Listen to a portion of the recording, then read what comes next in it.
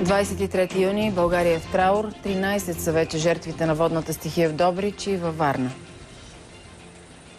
Днес откриха тялото на 3-годишната Жана в неизвестност от първите часове от този четвъртък. Това беше едно от двете деца, чиято съдба беше неизвестна до днес. Издирва се още едно дете.